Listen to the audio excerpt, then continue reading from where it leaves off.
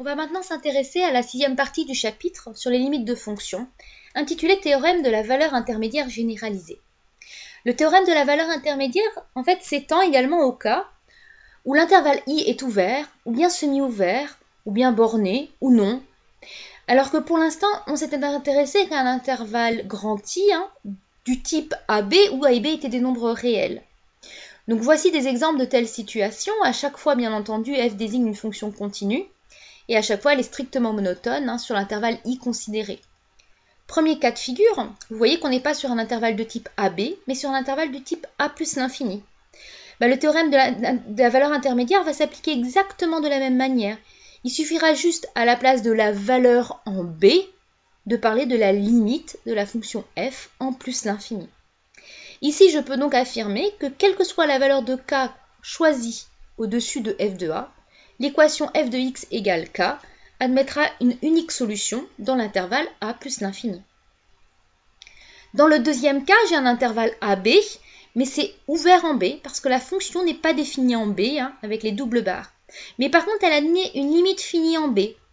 Là, le théorème de la valeur intermédiaire me permettra d'affirmer que, quel que soit le nombre réel k, que je choisisse entre f de a et L, avec forcément une ouverture en L, puisque L, on ne l'atteint jamais par la fonction, l'équation f de x égale k admet une unique solution qui est située L, une unique solution C, qui est L située dans l'intervalle AB, ouvert en B. Dernier exemple, j'ai choisi ici de considérer l'intervalle moins l'infini B, avec une limite finie toujours en moins l'infini, et une limite cette fois-ci infinie à gauche de B. Et je peux affirmer que quel que soit le nombre réel k choisi strictement plus petit que L, l'équation f de x égale k admet une unique solution C, située dans l'intervalle ouvert moins l'infini B. Donc vous voyez que c'est pas plus compliqué, c'est exactement pareil, sauf que du coup on va insérer des limites dans notre argumentaire pour appliquer le théorème de la valeur intermédiaire. Pour considérer l'exemple suivant, on s'intéresse à une fonction f, définie et dérivable sur R, dont le tableau de variation est donné ci-dessous. Le but de l'exercice est de montrer que l'équation f de x égale 0 admet une unique solution dans R. On va procéder exactement comme on le faisait avant, c'est-à-dire qu'on va être obligé de scinder notre argumentaire en deux parties. Première partie, on va s'intéresser à ce qui se passe dans l'intervalle moins l'infini 2, et dans un second temps, ce qui se passe dans l'intervalle 2 plus l'infini. Sur l'intervalle moins l'infini 2, l'équation f de x égale 0 n'admettra pas de solution. Non, parce que la fonction f y est strictement positive. Je vous propose de mettre comme trace écrite sur votre polycopier. Sur l'intervalle moins l'infini 2, f de x est strictement positif, donc l'équation f de x égale 0 n'admet pas de solution dans cet intervalle. On peut maintenant passer à plus l'infini. Alors là, sur l'intervalle de plus l'infini, on devine qu'il y aura une solution. On est donc dans le cas d'application du théorème de la valeur intermédiaire.